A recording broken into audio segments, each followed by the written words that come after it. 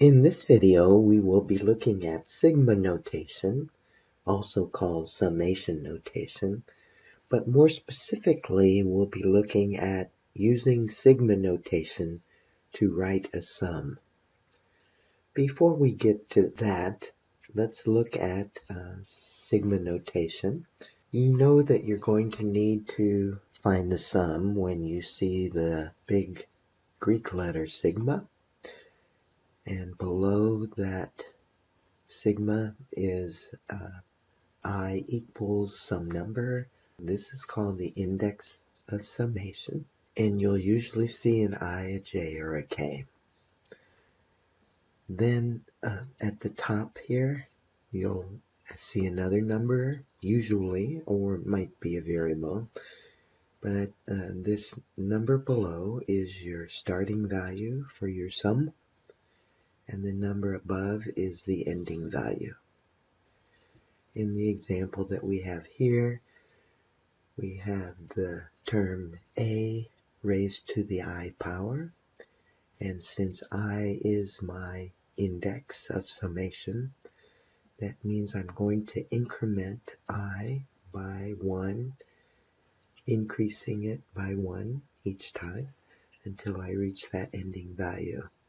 So I start with I equal 1, a to the first, and add, since it's summation, add a to the second, a to the third, all the way up to a to the n. A numerical example of that would be, in this one we have j to the second power. In this case, j is our index, and it goes from 3 to 7.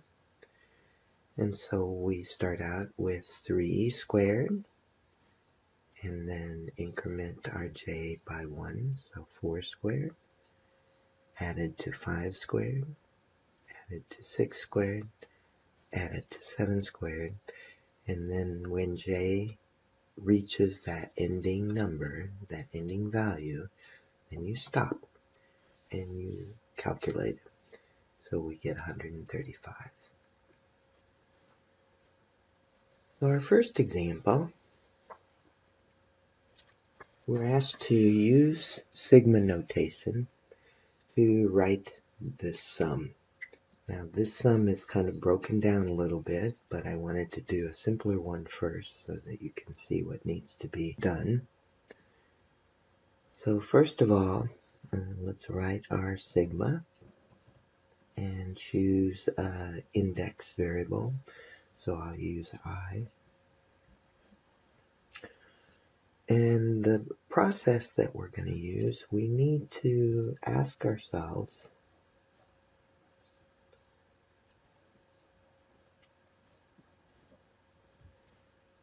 what stays the same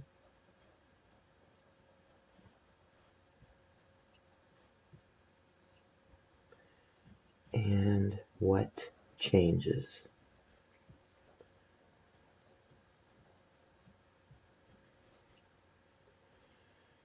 So in each of these terms, we can see that we have a fraction.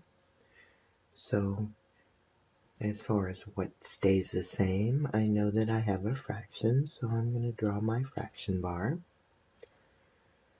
Also, I see that I have a 3 in every term in the numerator. So I have a 3 that's always going to be there. And then we also have a 1 minus something. 1 minus something. 1 minus something. So I always have 1 minus something. Now, as far as what changes, notice that this second term here in the denominator, we have a 2, and then it's a 3, and then 4, all the way up to 20. So the second term is the number that changes. So that's going to be my I. And my starting value for I is 2. and my ending value for I is 20.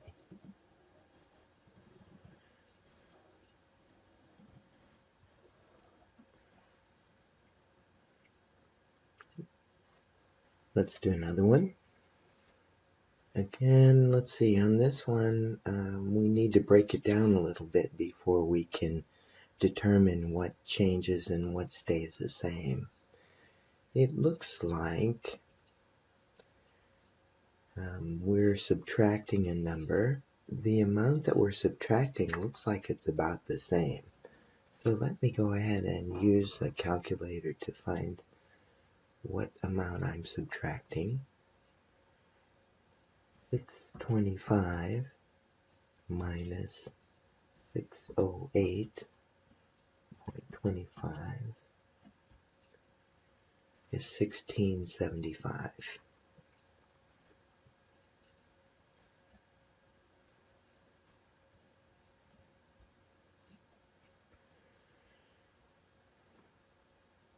Now I'd like to see if that's the same amount each time.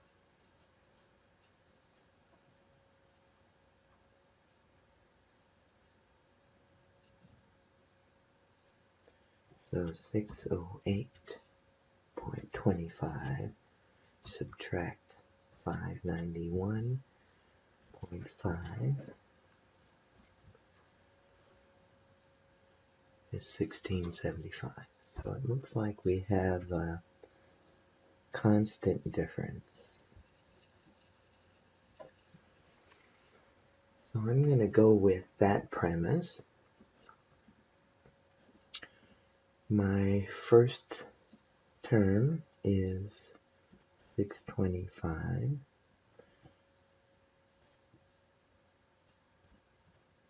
My next one is 625 minus 16.75.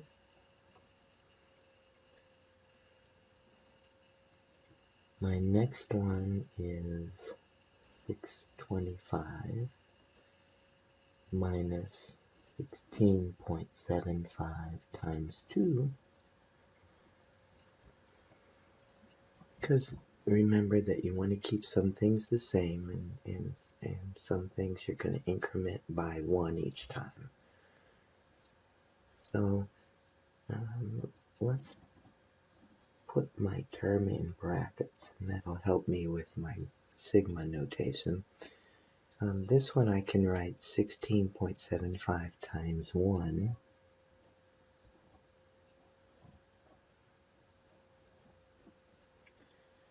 And this one I can subtract 16.75 times 0.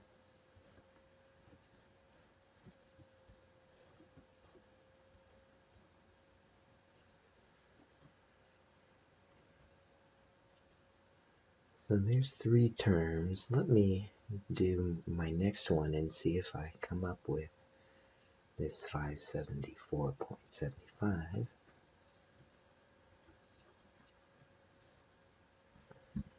So it would be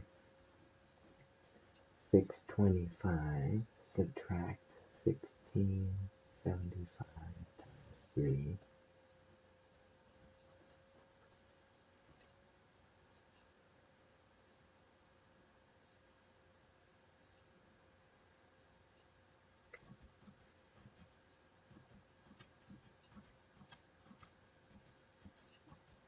So I have 574.75, which is what I wanted.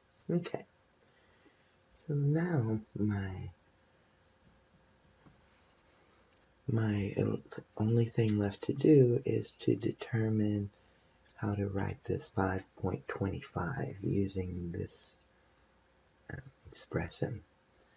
So I have 625 subtract 16.75 times some number, because this number in parentheses is the number that's changing, and that's going to equal 5.25. Let's subtract 625 from both sides. And we get negative 16.75 equals a negative 619.75. Divide, oh, forgot my x, here's my x. Divide both sides by a negative 16.75. And I get x is equal to 37.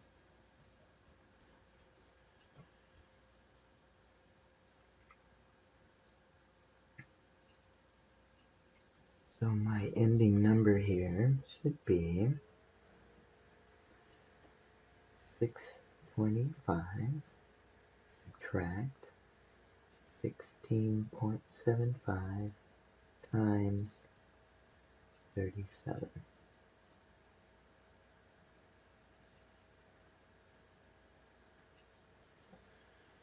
Let me see if that works.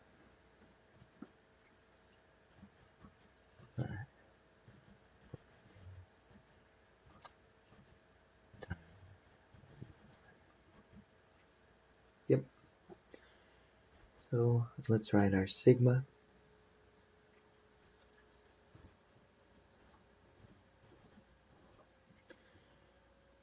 We'll use I again. So my index, my number that's changing, looks like I have 0, 1, 2, 3, all the way up to 37. So I equals 0 to 37. And my expression is 625 minus the 1675 stays also. And this is my value.